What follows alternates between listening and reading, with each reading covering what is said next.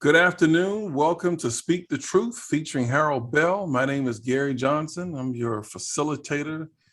And anything else Mr. Bell wants me to do today, I'm going to turn it over to the 2020 NABJ, National Association for Black Journalists, Pioneer Award winner, and he's a whole lot of other things, but we call him the 24/7, 365 walking Black History Fact.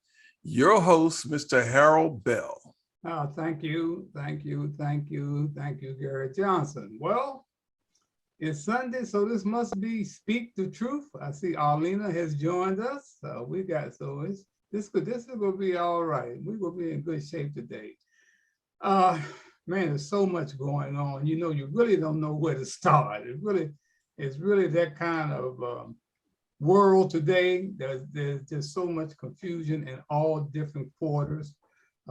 We got a war going on we thought that we had gotten out of. Look like it's ongoing with Afghanistan. The troops are being sent back over there to bring our folks home from the U.S. Embassy. And the Taliban is just, they're running wild. They're taking over everything. So it's tough, man. And what's happening in Haiti? Haiti has been hit by another earthquake, man, another earthquake. Over 700 people have died, and the count is going up and up and up.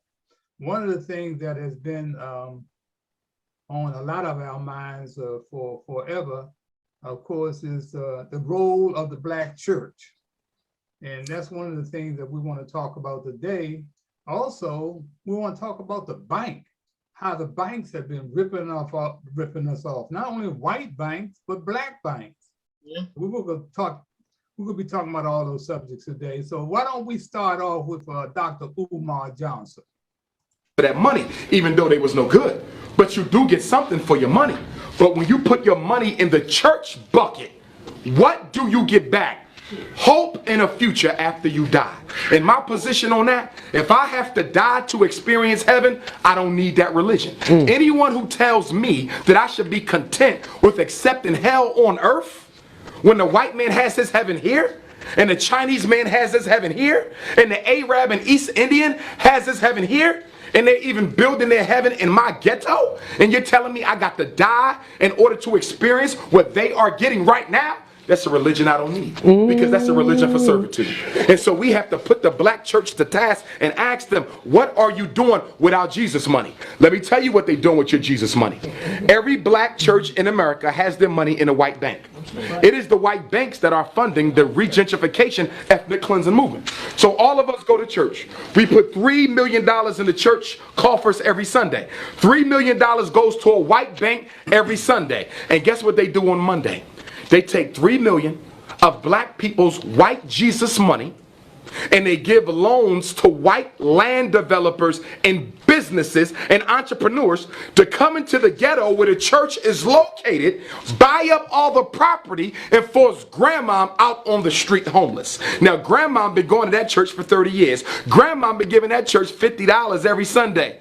And lo and behold, grandma had to finally face the reality that it was your Jesus money that put your ass on the street. Oh, Woo! Ouch. let's take a look at Samuel Jackson in his new movie, The Banker. All right. Let's go with The Banker. Hang on one second here. Dr. Umar Johnson is talking about The Banker, and this is nothing but the truth. I can't wait to see this movie. So, what's your plan, Mr. Garrett? How would you like to buy a bank? What the hell do we know about banking? Owning a bank is like owning the other side of the real estate business. There's a few complexities you just left out. Like what? Oh, I'm sorry. Did I not wake up black this morning? Because I'm pretty sure I did. Yep, still black. I got my head full of dreams. I came here to try my hand at real estate. You mad at millionaire units? You know the time never sleeps. I like seeing black men succeed. Sometimes I even invest some of my own money to back them. I know you're smart and ambitious. You and I both know that's not enough. It's time that someone shine a bright light in order for things to change. You starting to buy real estate in white-only neighborhoods? Keep one eye open like. Think about all the good we can do for the community. Taking it to the man. That's exactly what we're gonna do. And just how in the hell do you plan on pulling that off? We get Matt to front for us. You want me to what? Be us to the rest of the world. We can't set foot in the bank unless we the help. Should have took limo driver when you had the chance. I don't know anything about banking. I don't know how to buy a bank. We'll teach you everything you need to know. You gotta learn how to talk to rich white folks like you one of them. And you can't fake a golf game. Make me proud, son. The whole country's talking about how 2 Negroes managed to buy 2 banks full of white folks' money and loan it to other Negroes. You should have known you couldn't keep this a secret very long. FBI, you're under arrest. A black man tries to bring other brothers up. That's intolerant. Oh, when you're living on faith, something's got to give. Something's got to give. Even a rig game's fun to play, but If this was easy, somebody else would have done it a long time ago. Something's got to give. You're a revolutionary.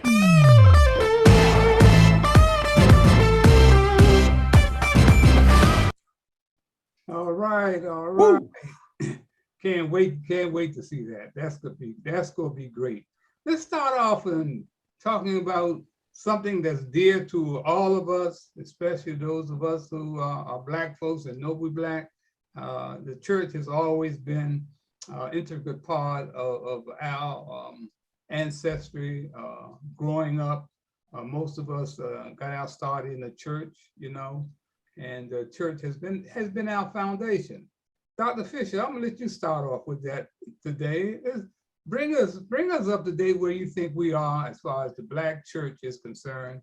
Have we made any progress? Are we going backwards? What is happening in the church? Well, you know, the reason I plan to start my podcast called The North Star is because of exactly what Dr. Johnson was talking about. However, I disagree with Johnson a lot. But number one, if you're aware of the scripture, the Bible tells you, God tells you in his word exactly where that money was supposed to go.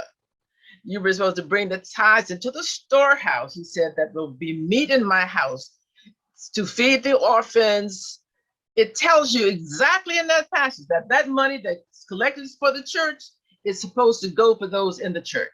Buying fields, feeding the orphans, feeding the people, taking care of the needs of the poor. We're not doing it. The Black church is not doing it. And that is because, unfortunately, the Black church is such a big word. It's inclusive of all churches, but it's not true of all churches, okay? There are churches who do just what the Bible says, and they are blessed for it. The reason is right there. If you take a family and you put a child through college, and when that child finishes college, they come back to that church, their 10% is bigger than what their mama was because they're making more money. Now that money goes into another pot and is putting somebody else's child through school, and you're building a congregation. I know that to be a fact because my daughter specifically has done that, and she's an attorney. And she's put many kids through school because of what she's done in the church. But too many other people want to buy cars, they want to buy the pastor a bigger house, and pastors are taking it. And that is because people do not have a relationship with God. They have religion, but they do not have a relationship. Because if they had a relationship, they would do what the word of God says. Now, God says, now he said, why? God says, you're robbing me. He says, well, God says, well, why do you say you robbing me? Let me tell you why. And then he goes on to say that you don't pay the workers. Let me just read this to you. He says, I will quickly condemn all who practice witchcraft or cheat in marriage or tell lies in court or rob workers of their pay or mistreat widows and orphans or steal the property of foreigners or refuse to respect me. And that's what's happened. People have no respect for God. They don't know the word. They don't care to know the word, and their heart is black. So they're not practicing true religion. True religion is relationship with God, not just speaking the word. And my whole thing is, I'm asking the Black churches, what are we doing? I have a small church, but what have I done for 20 years? I have built communities in Haiti, still doing, fed children, built gardens, done all that stuff. I'm not stopping. I'm still doing it. I'm 80 years old. I don't have a big church. I don't want a big church. What money comes in goes out to do things in ministry for people who have less than myself. And these big churches who I have a problem with churches that they have these big, I don't know what you call these big sedans, and they got bodyguards with guns. If you're that rich taking money from the church that you have to have a bodyguard with guns, something wrong with you, buddy. You're not feeding God's people. There's property that could have been bought. Banks should have been started by. I know we started a school years ago, and my husband and I invested heavily. What happened to the school? Gone in the wind. Okay, they didn't follow through because somebody wanted to keep getting a bigger house, bigger cars, and all that stuff. So what he's saying is true, but it is not indicative of all churches. And Black people got to get themselves together. Black churches got to get themselves together. For one thing, stop supporting these multi-billion-dollar white churches who's taking their money, just like Johnson is saying, and they're enriching themselves by property, land. Some of the biggest TV evangelists, white evangelists, I mean, they have shares in gold mines in the Congo where Black kids are dying instead of going to school. They have interest in that. They don't care, but they proclaim the name of Jesus. How dare you? And the Bible answers that. In Matthew 25, when Jesus questioned them, he says, and the people said, well, why? How have we robbed you? He said, well, the least you've done to the least of my little ones, you've done to me. He said, you'll have your part in the lake of fire. Jesus said they're going to hell. That's it. We don't want to say it. And preachers don't want to tell rich people that they're going to hell if they don't follow the precepts of Jesus. This is why he said it is easier for a camel to enter the eye of a needle than a rich man to enter heaven. The eye of the needle was a little door that was built in the gates in the Bible days. And if at nighttime, when the gates of the city closed, if a merchant came by with a camel loaded with stuff, that camel would have to kneel down, and there's no way he could get through that little door that was only big enough for a man to get through. Because if he had followed the rules and done what he was supposed to do, then he and all his riches could have been in the safety of the city. Christians, so-called Christians, for one thing, Christians in America are not really Christians. They proclaim the robe of Christianity, but unless you're doing the will of God, you're not a Christian, especially the liberal white church. Don't get me started, because this is my subject. I'll let somebody else speak at this time. We'll come back to you, but I want to bring in my man Sidney Davis. I got him thrown out of the church. I got him thrown out of the church. Sidney, talk about your experiences with the black church. All right, Sidney. You want to start something, but much of what Dr. Fisher has talked about, is in opposition to the power that we have and the gift that we've been given from the divine, Jesus, God, all that is connected, but we have been robbed of our gifts because we failed to as I see it, to love one another in spite of the conditions. Right.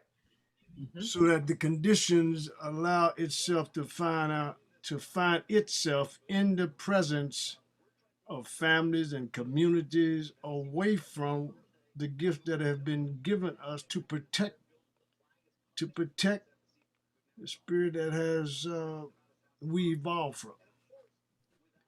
So we have a conflict going on because the world that we live in has a greater reference and a greater emphasis on taking us away from that gift that was given to us. Mm-hmm. And that's been the very deal, talk economics, talk all the things that comes out of these institutions that have been set up to take from us. And we have not designed ourselves or prepared ourselves to address these kind of things. You talk racism. What is it, racism? What is history? What does it tell us? So the Bible is very descriptive and definite with instructions in terms of how we confront these diseases, this bacteria, this annihilation process of Black people. So the church has been used as an institution, but the church has not practiced its love for one another uplifting, as she said, nurturing and protecting and surrounding and preventing diseases come in, drugs, guns, all those things were not present like they are currently today. And young people now, because they don't have a definite reference to who Jesus is and what he did, they are off into the wind.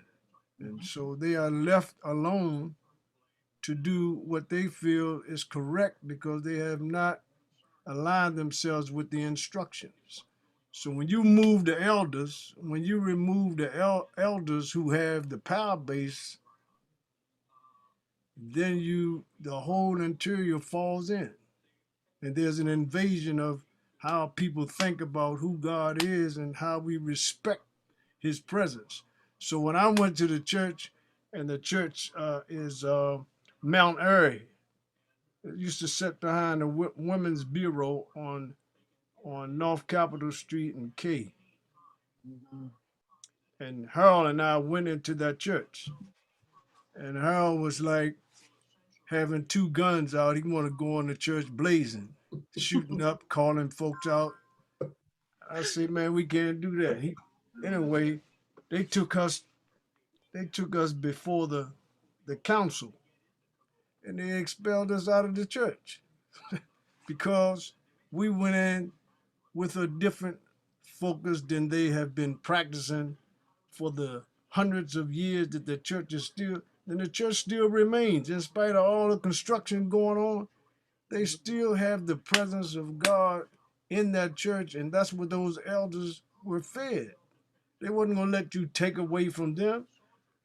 The very nutrition that made them who they are still exists. But we find today the presence of the world activity draws away from, takes away from, invades the thinking of how we are to take that nutrition, the nutrition of God's presence in our life, and we are to serve it and be strong and persistent and refusing to give in, to give up, or give out to anything less than that, which invades our humanity. So that's my take on that particular piece. Okay, Michael Jackson, down there in Selma, Alabama. What's your take on the black church today, Michael? What's your take? I'm in agreement with Dr. Fisher on a lot of things. One of my problems that I've been discussing this a lot lately with the black church is they're not effective for some of the problems that we have. We have a lot of gangs down here in Selma, and I had started a program years ago with the churches called Adopt the Gang, where the pastor, the deacons, and others would reach out to the gang members in their church and try to get them involved in other activities. But what we tend to have with these ministers is they're too focused on material stuff, like driving a BMW or having an airplane or their own plane or all this kind of other stuff. They might have a little program like a Stop the Violence rally or something, but they really not trying to get to the root of problems that's facing the African-American community. They're too busy trying to, and you hate to say that, but line their own pockets. And they too in bed with, some of these ministers are too in bed with who they feel like is the power structure in the community. And they don't care what that person doing or what that group is doing, as long as they are involved in it and wrapped up in it and can pick the phone up and call this person that they admiring when they shouldn't be admiring this person, and they ignoring what these folks are doing to the community, and they won't speak up. But they just, to me, they just not effective. That's my criticism. Okay. Arlena Richardson has joined us on this beautiful Sunday. How you doing, Arlena? Can you hear Hello, me? everyone.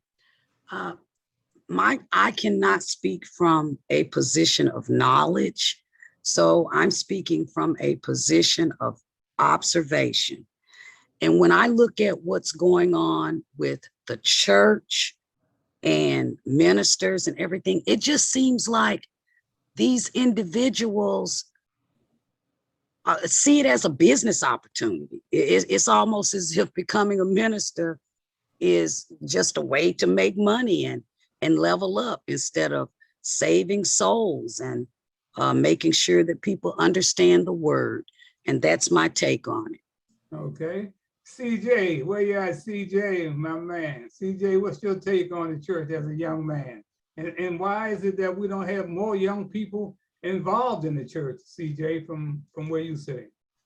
I think it goes back to a point that Dr. Fisher made earlier initially, where she said, this isn't indicative of all churches, which I agree with. But the issue is, it's almost like with the good cop, bad cop thing. How many churches is it indicative of, though? I think it's far too many, and that has eroded people's trust in the church. Like, yes, there are good churches, but how do those number against the bad churches? Almost, again, like the good apples and bad apples. Like, how many bad apples does it take to ruin the whole batch of apples? You know what I'm saying? And that's has ruined, especially young people's confidence in the church. You're talking to someone who went to Christian school up until about 8th grade as well, too. So it's not as if young people aren't, I know a lot of people who came up in religious environments, it's not that they don't crave order or they don't understand the morals and values in the Bible. They just see that there's been huge contradictions in the way that the church has handled those things. And that the church cannot be hand in hand with capitalism, American capitalism. That goes directly against what the church and Jesus's values. You know, Jesus didn't go around talking about, oh, I can't, you got to fend for yourself because this is socialism, or, you know, he wouldn't be against healthcare, against all the things. So it's, people just see through it. Young people don't see those things correlate. They don't see the church beyond what could be a judgmental organization, laying down rules that no longer really apply to modern day. So the churches need to be more flexible. They need to adapt with the times. Let's not throw away your mission or your values or, you know, the traditional teachings of the scripture, but you need to update it in a way that it actually makes sense for young people, because they're not biting, as Umar Johnson said, like, they're not biting on the, you'll get rewarded for this obedience when you die, but don't, you know, have this terrible life and, you know, wait to get your rewards when you're dead. So it's not a resonant message. Like Mr. Johnson just said, it's just not, or Mr. Jackson just said, but yeah, it's basically that, all of that wrapped into one, many different factors, but they're going to need to adapt and to be more sincere in their messaging. Like the messaging, it's all over the place, and there really needs to be an overhaul of outreach for young people, because there's a thirst for spirituality, but this organized religion it's not working right now. As you said, it's not effective in whatever they're trying to do other than get tax breaks for themselves and you know, make the pastors extremely rich. Can I respond? Gary, you can bring Gary in, they'll come back to you guys. Gary? Well, my comments aren't going to be too much off from what we've heard. Like many people, I grew up in a church, Baptist church in Washington, D.C., made my first public speech when I was 6 years old at Mount Pleasant Baptist Church with Reverend Yancey. And I was the 6-year-old kid who was making speeches. But as I grew up within the church, I saw the pastors just go wayward. I mean, just crazy and almost, well, not almost, many of them corrupted by the money. Some of my friends are pastors. I wouldn't be caught with them, the way they behave, some of them. And I know, and I've had people try to justify, I mean, there was one church, I'll just say this very quickly, one church that I was thinking about joining with my family, and one of the assistant pastors said, well, we need to review your tax returns. And I said, what do you mean? He said, we want to make sure that the money that you make will be coming in. And so if you want to be a part of any of the committees, and we know you're an entrepreneur and businessman, but, and I'm like, you ain't got no business looking at my tax returns. You know, so stuff like that like CJ and everybody else says, That's the turnoff. That's the disconnect, you know. Yeah. So, One of Harold, the things, before I get back to Sydney, one of the things I came up in the church. My great grandfather laid the first brick to build Mount Airy Baptist Church in Washington, D.C., located in North Capitol and L Street. So my grandmother, I grew up with my grandmother, me and my brothers, and they were all in the church, man. And we were in church at least sometimes 3 to 4 times a week, because my grandmother, she played the organ, in charge of the choirs, kept the books. You understand? My aunts and them, they cooked dinner on Sundays after church. You know, my aunt and uncles, man, they were the choir, man. It was like a revival every Sunday at Mount Airy Baptist Church, man. They turned it out. And if you didn't get there on time, we youngsters had to get up and let the older folks sit down. It was always, man, a fantastic place to grow up. So I grew up in the church, and I grew up watching my great uncle speak, Reverend Earl Tyler, man. He could preach like Martin Luther King, man. He was a bad brother, man, and he would have that place up and rolling. And right now, residents as senior citizen resident at New York Avenue and North Capitol Street, the Tyler House is named after my great uncle. So, I was in the church for a long time. And when my mother finally came and got us from my grandmother, and we moved to the housing project in Northeast, man, I said, man, I had enough church for a lifetime. I said, they got to worry about me. And, but we kept going to church on Sundays, man, and it laid a great foundation. I'm not in church every Sunday now, but man, the foundation that it laid for me, man, it was laid early. And that was the great thing about Mount Airy Baptist Church. And like Sidney says, it's still almost the only thing standing on North Capitol Street. It's like the only thing, it's a historical Black church. So I don't know how long it's gonna be there, but Sidney and I ended up in there because I was watching television one evening and I saw the police bringing the deacons and stuff out in handcuffs. I said, man, what the hell is going on? They, of course, agreed. They had brought in somebody that didn't want in there, and they had a war going on in the church. So I got with Sidney, because I know Sidney was once a part of that church. I said, let's go up here and see what's happening. And they threw us out. They threw us out. But church is not what it used to be, man. We got too many pimps in the pulpit.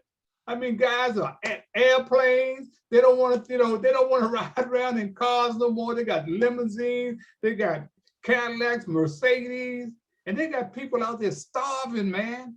One minister, big time minister that I know, he will be at some of his worshipers' homes. When he found out they hit the number, he'd be at the home and found out they got an insurance check.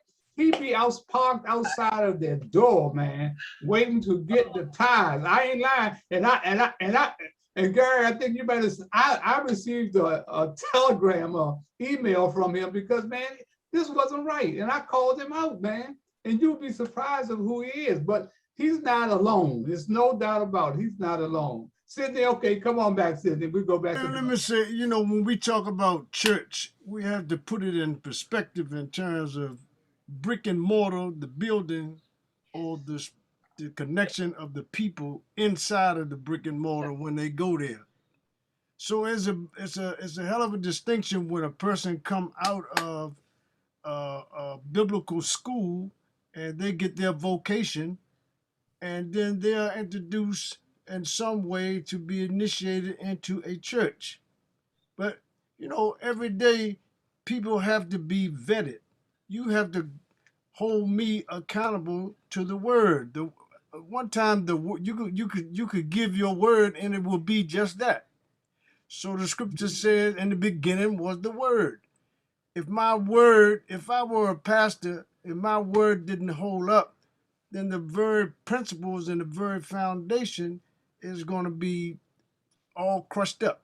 You know what I mean? Because the people don't keep their word. So these pastors are not learned or taught to keep their word to the congregation.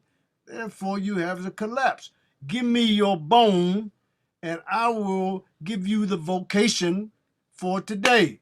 And the vocation will consist of how much I can take in, as the brother said, Umar Johnson, to go and put in the white bank when it comes Monday. And then that is translated into something else, and gentrification and a whole lot of other things take place. But the word, folk cannot keep their word today. Young folk say word is word, and they go and get a gun and shoot the man that they was just talking to. So the word is not having the presence of what God really is to people. I give you my word, I keep my word, because that's who I am. So that is a practice. So is church we're talking about brick and mortar, or a place where people assemble? What do we see church as today? It has to be clearly defined. And we see, like you say, Harold, we got to call them out. You can't call out a brick. You can't call out the mortar that holds the brick. People don't have a word. They don't have a word today. And that is an instrument for collapsing the whole of our humanity. Okay. Can I say something again? The whole thing, and we can go with this until next year. Yeah. One thing we all have to realize, well, if you don't acknowledge God, you're going to be lost. The word of God specifically tells preachers what to do. It also specifically tells us that if you do not obey his word, you don't love him. There are preachers, and I know because I went to seminary, there are preachers in there who come to seminary only to gain a foothold politically in their church. You can believe that. There are others who come to get a salary. They are not true shepherds. They don't care about the sheep. So to say the Black church, we got to really be careful. The church with a capital C is Jesus Christ. And when you get people who, number one, don't want to acknowledge sin and the role of sin in our lives, the scripture tells us that we fight not against flesh and blood. We fight against principalities and high. You don't even believe in principalities. Most people don't even believe in Satan or the devil. And the devil is wreaking pure hell on people who call themselves in the church. But without a relationship with God, where you love God, you're open to the word of God, ready to learn about God, ready to treat other people. For God so loved the world, he gave. Do preachers do that? I'm a preacher. I'm not like those others. I'm going to call them out. That's why I'm going to do the North Star. I agree wholeheartedly. But again, we're mixing apples and oranges. Okay. Church, there's a mortar and brick, and there's a spiritual church. You either have a relationship with Christ or you don't. Simple as that. I want to switch gears right now. I want to go to Michael on this. I want to start out with you, Michael. What about this subprime loans to Blacks at these banks? Is this still going on? Is this redlining type of thing still going on in 2021? Michael? I'm sorry, I didn't hear you. The sublining loans to Blacks from these banks, they're still redlining us as far as the mortgages and the homes, buying homes, that is still happening today. Well, let me tell you what happened to me. When I was a young attorney in private practice, before I became district attorney, I was trying to buy me an office. And it was one of these historic houses I was going to turn into an office in. It was real, well, let me put it this way, I was going to rent it first until the guy told me how much, and I was just gonna get one side of the place. And he told me how much the rent was. He saw the look of horror in my face, so he said, "Do you want to buy it?" And I said, "Sure." And this was way back, and the place only cost, let's say, $35,000. Do you know that I got turned down? Now I'm an attorney. I got turned down to get a mortgage for this for $35,000. I got turned down. And basically, I was just about to just forget about it until an ex-fiance of mine made the comment to me when I said I could care less, I ain't gonna bother with it.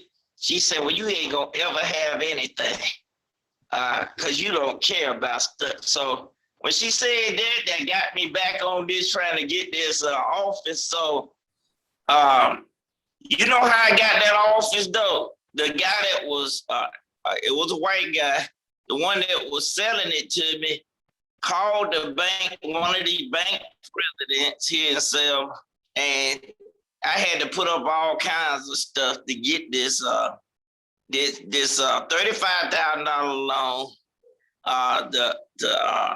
to buy this office. I had to put up a car. I had a BMW. I had to put that up. It wasn't no brand new BMW, but anyway, I had to put that up and put cash up, all kinds of stuff. But I ended up buying the office, and I paid it off real quickly because it was just totally ridiculous that I was having that much trouble getting a loan or slash mortgage to buy this office. Now I bought it, paid it off real quick, still have it. And then the other thing is, I'm giving you two stories. Of course, this was a while ago, but that same ex-fiance, when I was seeing her, I had gotten in debt, my credit card, this and that. So I went to the bank to get $11,000 loan. To pay off the credit card. You know how much I had to put up to get that? The $11,000 loan. I had to put up $5,000. Wow. They made me take out a CD. And I'm glad they did that because I'm still getting this. I still had this CD and it had way more than 5,000 in it. But my point is, and they gave me an adjustable interest rate when the rate was going up. Mm-hmm. I went to pay this because I knew I was getting ripped off on interest. And when I went to pay it off, there was a black female who was there for when I went to pay it off, and she looked real horrible when she saw the details of the loan. That's why I'm paying it off right now. And she didn't say that. I said, you don't have to say anything. I don't know you getting fired or anything. I know they ripped me off. I'm paying it off right now. Blah, blah, blah. But the point of this story is it wasn't just me. I heard a similar story from like a principal, somebody that was a principal at a school, and this type of thing. So the whole thing was just totally ridiculous. And so the answer to your question is, yes, it's still going on. But what happened to me was a long time ago, I have to say, but it's still going on. But I just want to tell y'all these two stories. Gary, you want to pick it up from there? Okay, Gary, you want to pick it up from there? Your experiences and as far as with banks and white banks and black banks and the type of things that people have to go through to get. Oh yeah. The first thing that comes to mind is my grandfather was born in 1898, had a second grade education. One of the things he told me, he spent a summer with me when I was in my 20s. He told me, he said, good credit's better than money. He said, don't mess up your credit. He said, you can have $100,000 cash in your wallet, but if your credit's jacked up, you can't rent a car. You won't be able to do anything. So I always remembered that. And when I started blackmeninamerica.com, I wanted to deal with a black bank. And I thought that would be very, very good. But I tried and I joined the black bank, but the black bank just wasn't as competitive as the white bank. And I said, okay, well, that's okay. I can still deal with them because they've had the same and similar struggles that I've had. So I'll keep dealing. But then it got to a point where you can't charge me for making deposits now. What are we doing? I make too many deposits and you gonna charge me? That was the breaking point for us with the bank. And so I told the bank manager, I said, man, you all got to do better than this or else I'm just going to go across the street. You all aren't the only bank in town, you know? Mm-hmm. And he said, well, you can't make any more than 6 deposits in a month, man. So we got to charge you. And he said, you got a business account. And well, I'm not with that bank anymore, that black bank. So yeah, it's at some point you got to, I mean, we're independent thinkers. I went to school, elementary school, pay yourself first. You got to make sound decisions that's in your best interest. That's what the banks do. Yeah, but you know, hey Harold. Yeah. Prior to the banking industry coming into play, black people didn't bother banks, so they hid their money in the ground. And they always knew that their money was available upon need, and it didn't have to be taxed or anything. They hid pennies, they hid nickels and dimes, and they put their money in secure places where they could have immediate accessibility to do what they needed to do. So they were convinced. They go to convinced by churches, convinced by other institutions that the banking, industrial banking now is the thing where they need to place their money. So then they started to use that money in ways in which was in opposition to them building their own nest egg. So there's some very historical destructions about how the bank uses black people's money to do what they need to do. And we're not on top of that to hold the bank accountable for how it misrepresents and misused the money that we put in those institutions. Okay, guys, we're gonna switch gears and take a look at this ongoing saga that we got going in the black community as far as cops still brutalizing black people. And I want to go back to early video, which is similar to something that happened in Washington, D.C. just a few days ago. Let's go back to Rodney King. As a week of pretrial motions ended today in the case of the 4 Los Angeles policemen already indicted in the Rodney King beating, the county grand jury signaled that will be the extent of the criminal case. 17 other so-called police bystanders at the beating scene will not be indicted, a development noted with frustration by the Los Angeles County Attorney, whose office presented the evidence. Now, however morally wrong their failure to intercede, in California law there is no criminal statute under which these officers can be indicted. The inaction of the 17 officers may now be investigated by the U.S. Attorney's Office for possible civil rights violations. But of greater concern, said the county attorney, are the results of interviews with some of the police bystanders. Now, let's take us to Washington, D.C. Just a few days ago, Gary. Okay, hang on one second. This gentleman here just... 1 second. Let's see.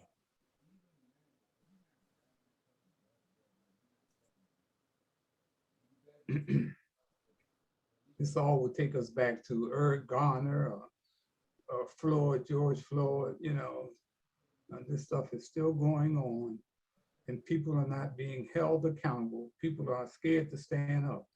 And this is what happens in Washington. This is the checkers game where grandson and granddad will bond. Get to this second commercial here.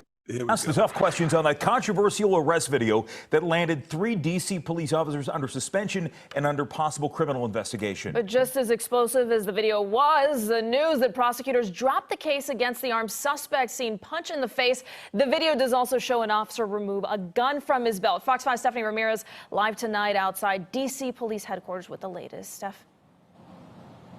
Marina, so we have been here before. D.C. is not a state, so it has to work with federal partners, especially in the court system. So police can arrest, but in this case, it's up to the federal prosecutors to decide if they are actually going to charge someone. And here they decided to dismiss the case against the 23-year-old that was seen on video getting punched in the face and also seen in that same video in possession of what the police union says was a fully loaded .45 caliber Ghost gun. Now, holding these people accountable, when I say these people, I mean gun offenders accountable, and having the courts and prosecutors do so is something that both the mayor and the police chief have been very vocal about when it comes to fighting rising crime in the district. So we got to ask the mayor about this today.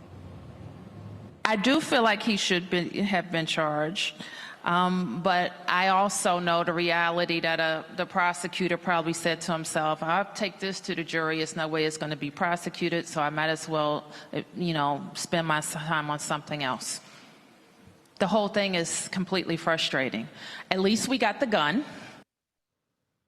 Now, what has not been publicly confirmed is why the case against the 23-year-old was dismissed. The U.S. Attorney's Office wouldn't say, and because they are now reviewing whether to charge the suspended officers, they say it would be inappropriate to comment further. The police chief said this started with officers witnessing a hand-to-hand drug transaction, with officers eventually stopping the suspect feeling a bulge of a firearm during the pat-down. Today, I spoke with a criminal defense attorney and former U.S. attorney who says 9 times out of 10 these cases are dismissed because it's a bad stop. How many times have you seen the police struggle with an individual that's got a concealed weapon? You don't see that often. Once the weapon is disclosed, if you will, normally the police will back off, pull their guns, and either shoot or tell that individual to drop the gun, get on your knees, get on the ground, put your hands behind you. And you saw none of this from this video, which raises serious questions.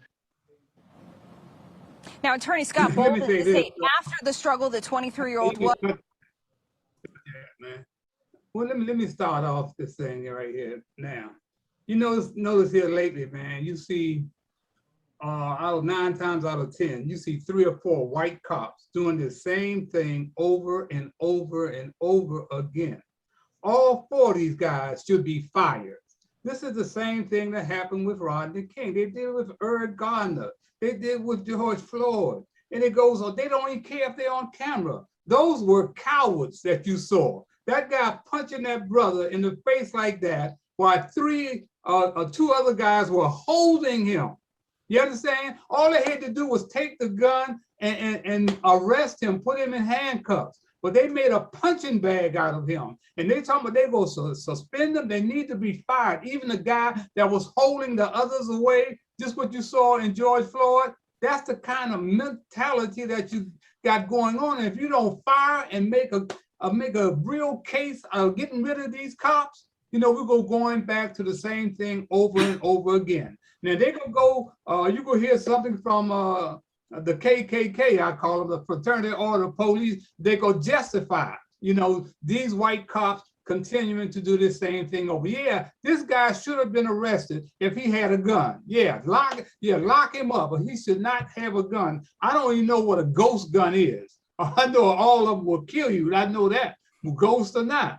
But these officers are doing the same thing over again. And if Miriam Bowser don't take the lead and back the chief of police and getting rid of these guys, the same thing is going to happen over and over again. And the thing that blows my mind when we talk about these ministers and these guys who's supposed to be out there working in the streets, helping kids, you don't hear a thing from them. You know why? Because they're trying to get a bone that's sitting in his head from the Mayor Bowser, hoping that they'll throw $5,000 or $10,000 out to their group. They don't want to speak up because they think that they may lose their whatever kind of contact they got with the mayor or the police chief. But Mayor Bowser got the back coats and say, hey, get rid of these guys. They got to get rid of them. As simple as that.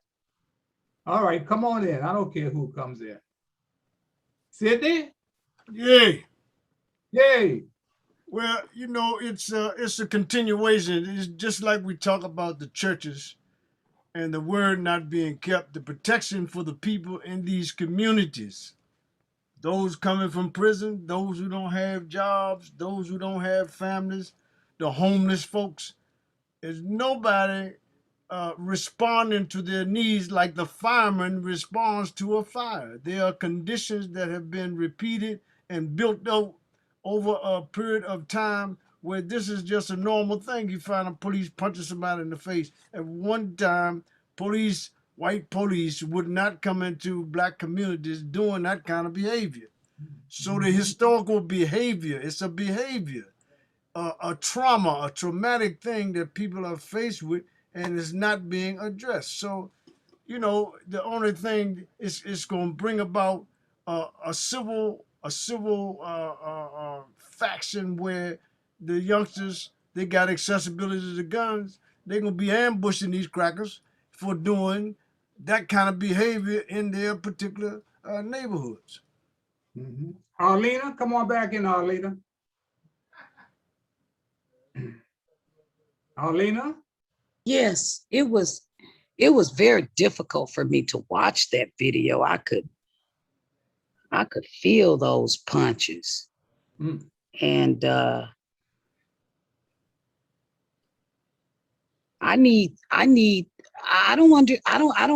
don't get it. I don't know why it keeps going on and on and on. And you know, there's a lot of talk about the problem, but we really need to have a discussion about solutions because we're just not getting there. I looked at that contrast between Rodney King. I thought about how old I was. Then I thought about how old I am. So, you know, where are the solutions? Because we have clarity about the problem. That's my take on it. Okay, Michael? Michael, come on, Michael. Well, I want to back that case I discussed a week or two ago in Huntsville where the local district attorney, a friend of mine, he prosecuted this officer for killing an unarmed man, a white officer killing an unarmed man. And the city put up $150,000 to represent him. And then after he got convicted of murder by the jury, that officer stayed on duty for months. They wouldn't terminate him. He finally resigned just recently. But, you know, everybody knows officers have a very, very tough job. And most people wouldn't want to do the job, but you have to take action against officers when they're committing crimes. They can't get a free pass because if you other officers see this and they start doing stuff they shouldn't be doing, you got to have a deterrent by prosecuting officers like you prosecute anybody else that committing crime. And they're right about oftentimes when you're in this kind of situation, that guy that had the gun, that a lot of times those charges are dismissed by the local prosecutor because first the local prosecutor is angry about the fact that the officers went as far as they did, but secondly, trying to prosecute the case when the jurors are gonna see all this. And so oftentimes those cases are dismissed, even though somebody committed a crime. That's just not unusual. The guy that had the gun, I know the mayor is saying, you know, they wish that he still would be arrested, but oftentimes the local prosecutor just not gonna do that.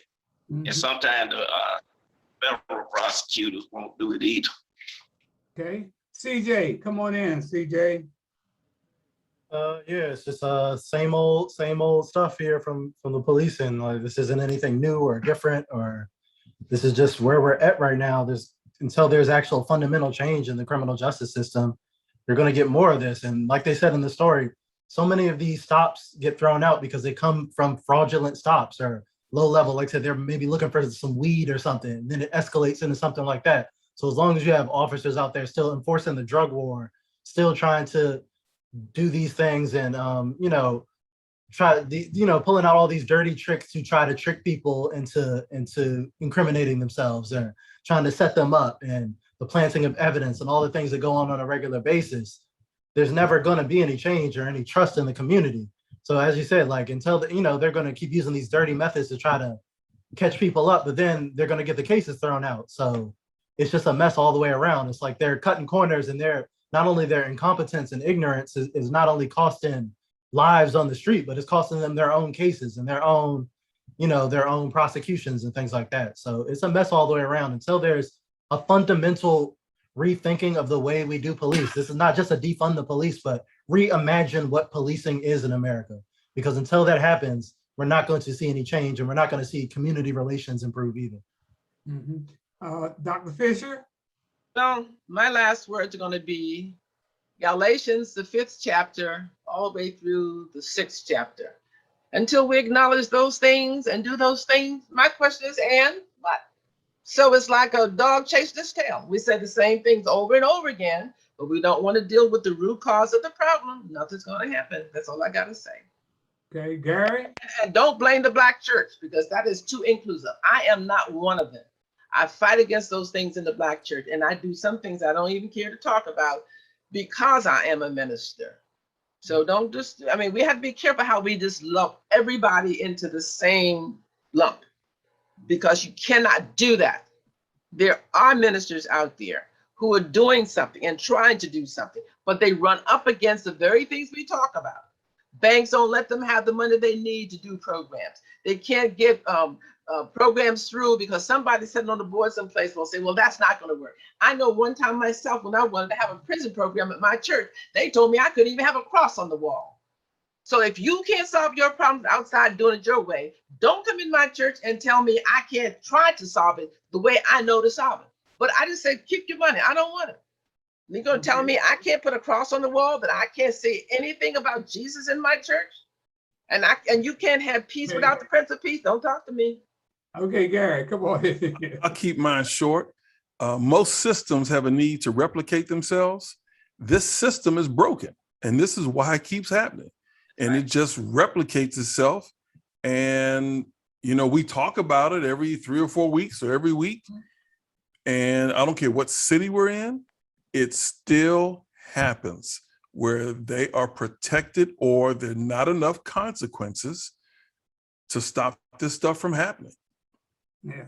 Well, one of the things too, man, that has to happen, man, some of these black cops got to stand up. Just like we know there's some good ministers, we know there's some good cops out there too, Dr. Fisher. So I know they're good cops because I've been working out there with them all my life, so I know it's a good cop. But these black cops got to start standing up, man, to these white cops, because I know how my brother did when he was there. He didn't allow that to go on in his environment, wherever he was working. You understand? There was a problem. What was the difference So that's why we got to have some of these cops stand up and tell these white cops, hey, man, y'all can't do that in my community. They got to do it. They got, Miriam Bowser got to back the chief all the way. When he fires these guys, they need to be fired. In New York City, which has the largest police department in the country, they are getting money, millions of dollars every year to the police foundation.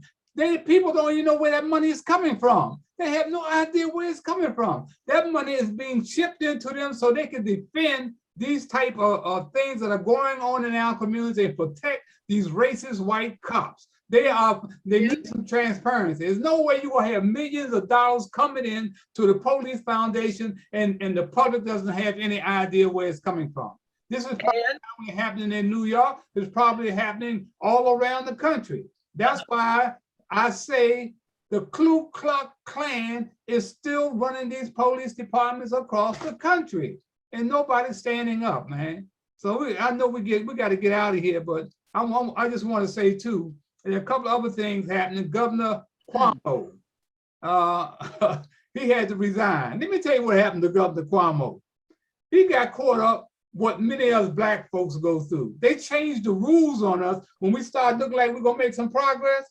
What I saw on Governor Cuomo, this is something that he has been doing his whole political life. He's been a touchy-feely governor. He's been a touchy-feely politician. You understand? You saw where he was kissing black folks, Hispanics, hugging everybody. So now they wanted him out of there, so they changed the rules on him.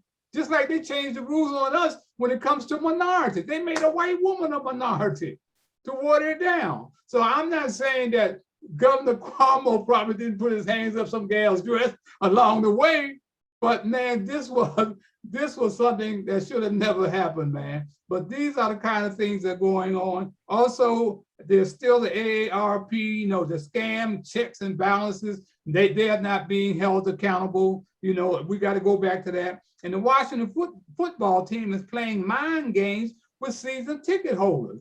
Now, season ticket holders, their tickets are on their telephone. You understand? They're on their telephone. So a guy that's 40, 50, 60 years old and not up with this technology, suppose he want to sell his season tickets. You understand? Suppose he want to give them to somebody else to go to the game. Man, you cannot do that to your season ticket holder. Those tickets cost a lot of money.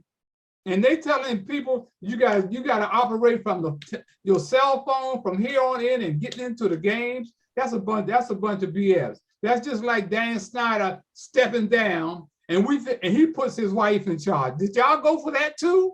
Come on, man. What are y'all talking about? Also, hey, Gary, Y'all got to see, there used to be a brother in this town called Gary Mays. He had one arm. One of the greatest all-around athletes to ever come out of this town. He was a catcher, and he played, and you couldn't steal on him. Watch this one-armed guy kid here. Watch this one-armed kid.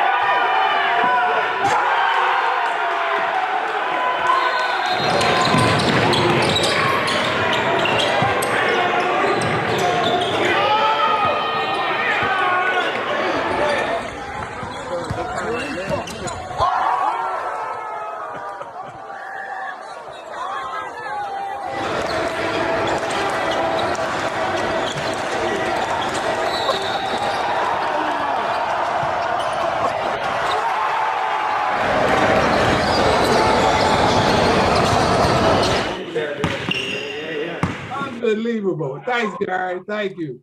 Sign that kid up, man. This kid can play. He's a baller. CJ, what do you think about that? I think it's awesome. It actually news came out this week that he got his first Division I scholarship offer as well. All right. Denzel Emmanuel, he got an offer from Tennessee State, I believe. So that's his first D1 offer. But I've been following him for a couple of years now. He's been kind of tearing up the hoop scene because obviously, one arm, he's out there balling against the top competition. I think he played against Mikey Williams and some of the other, top high school talents. So he's legit. He's actually, this isn't just a gimmick. He's going to be playing Division I somewhere. And I hope, he takes it as far as he can. That's awesome. You give a lot of other kids with, missing, amputees and things like that, giving them hope that, if you work hard enough, you can still follow your hoop dreams. I think it's awesome. Arlena, sign him up, Arlena. Arlena. Come on in, Arlena. Oh, I would. Yeah. I would consider it a blessing to represent him. Any ideas about how I can, make a proposal? I'm, all ears. That I would consider that a blessing. PJ's been following him, so he probably could tell us how to get in touch with him. Okay. Sydney, what do you think, Sydney? When you talk about Gary Mays, see, he taught me how to do that yo-yo thing down at Rosedale Playground, 16th and Gale Street Northeast. That's right. And so Gary taught me how to play baseball, how to swim. He was just like that youngster right there. Yeah. He was a miraculous brother, Miraculous, man. Michael, what do you think about that kid, Michael? Hey, that's amazing. How tall is the guy? I'm just curious. Look somewhere between 6'3" and 6'5". How big is he, CJ? I'm not sure off the top of my head, but he's pretty tall. Like I want to say he's at least about 6'5". Yeah, it looked like about 6'5". Dr. Fisher? I'm gonna look it up. Yes. What I think about the young man? Yes, sir. Yes, ma'am. I think it's wonderful. It shows what the mind can do when he puts his heart and mind to it. And he's done it. He's done better than those with two arms. So it's just another example.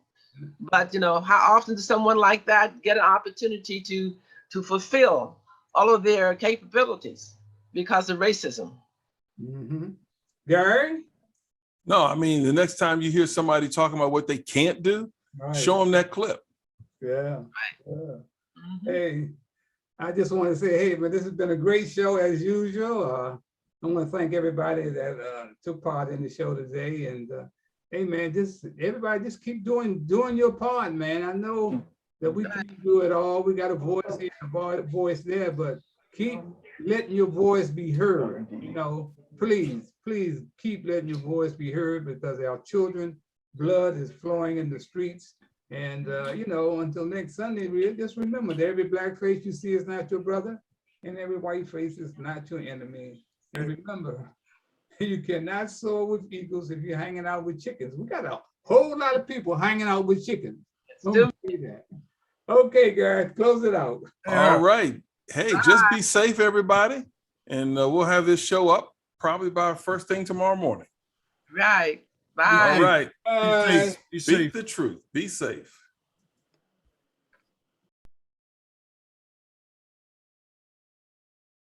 Hi, I'm Harold Bell.